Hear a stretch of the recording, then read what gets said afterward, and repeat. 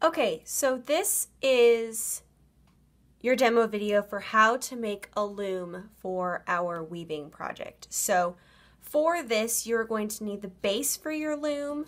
You're going to need some 1-inch pieces of cardboard that will be your spacers to give rise to your loom.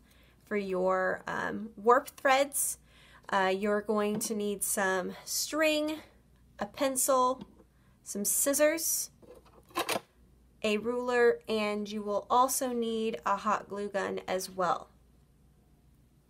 So I have already done a couple of the things that you are going to need to do.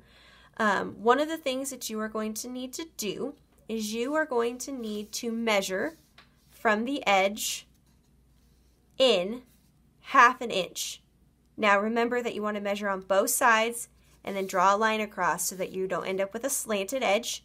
So you're going to measure 1/2 inch inward for each end. And you're going to make a line. That's going to be your guide tool so you know how far to cut and also where to put these little pieces of cardboard. Then you're going to take your ruler and you're going to measure every 1/4 of an inch. You're going to make a line on both ends of your loom. These are going to be the places that you are going to cut. So see, I have already done that just for the sake of time for our demonstration. But now I have these little teeth so that I can weave my loom. Okay? So now I need to make my spacers. So I've measured in a 1/2 inch, gone a 1/4 inch increments all the way across, and cut my teeth. So now I'm going to make my spacers. So I'm going to set this aside so it's out of my way. I'm going to take my spacers. You're going to take 4 1-inch pieces of cardboard. And I am going to hot glue these together. So my hot glue gun's been heating up. So it's nice and ready. So I'm just going to put a nice little bead of hot glue down the middle. And I'm going to glue these together like so. And I'm going to do the other one.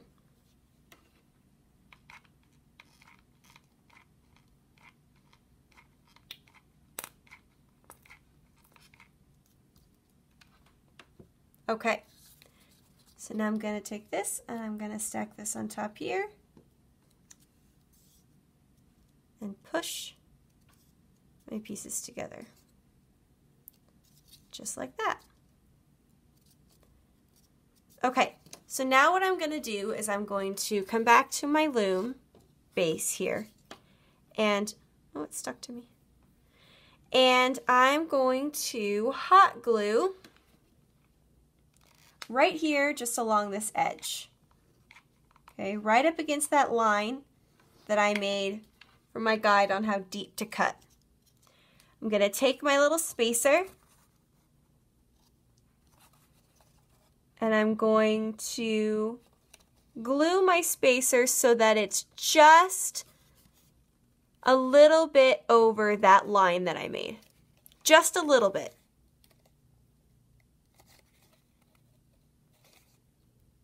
And I'm going to turn it because that's easier for me. And I'm going to add some more hot glue to this side. You don't need a ton, just a good little bead. Take the spacer, set it down, and like I said before, just a smidge, like 2 millimeters over where that line is. You just want to have just a little bit of overlap. Okay, so now what I'm going to do, and this might seem a little bit weird, but I promise it'll make sense later. I'm going to take my hot glue gun and I'm just going to put a little bead right here, just right along this edge, right in that corner where my spacer meets my teeth. I'm going to turn it and I'm going to do the same thing to the other side. Be careful not to burn yourself. The reason that we are going to do this is because when we prep our loom and put our warp string on, having that little bit of hot glue right there will help really grab that string and really hold it in place so that it doesn't move.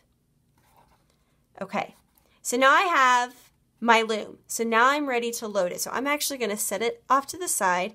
I'm going to grab my string that I'm going to use, and I'm going to go ahead and get it ready. So first thing I'm going to do is I like to start by creating a slip knot. So let's go over what a slip knot looks like. You're going to take your tail, pinch it between your pointer finger and your thumb, wrap it around your finger so that it crisscrosses like this. Pull your finger out, push the long tail through that loop that you just made, and pull. See, now I have a slip knot that I can just pull right out. So again, grab the tail, wrap it around your pointer finger so that it crisscrosses, pull your pointer finger out, push the long tail through,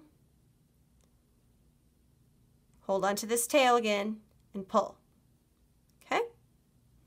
So now I'm going to come back to my loom, double check and make sure I'm dry. Yep, I'm dry. Now I'm going to pick where I want to start.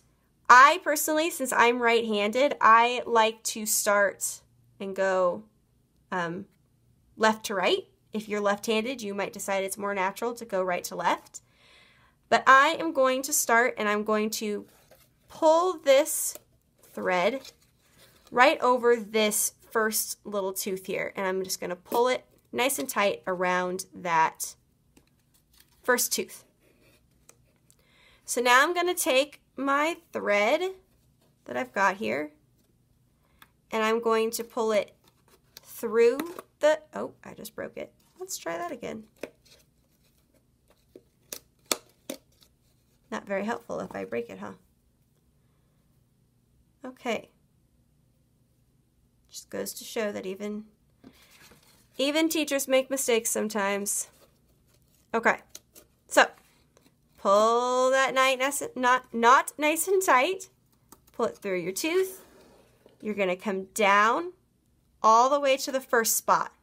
Now, your natural inclination is probably going to be to just wrap it like this. You don't want to do that because that's going to waste a bunch of thread. So what I'm going to do is I'm going to go behind this second tooth.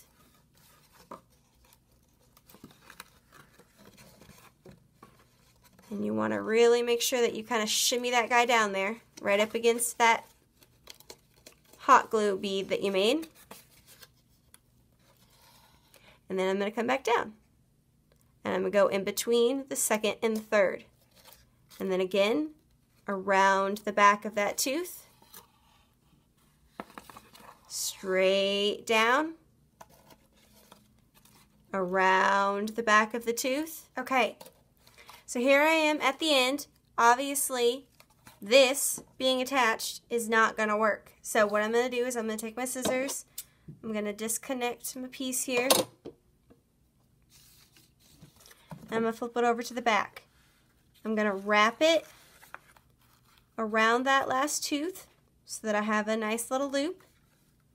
Push it through. Pull it tight. I'm going to do it again. Wrap it around. Keep the loop. Push it through. Pull it tight.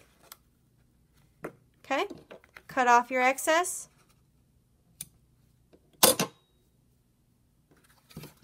And now you have a loom that you can weave for your practice version or for your final version, depending on what you're doing. Okay.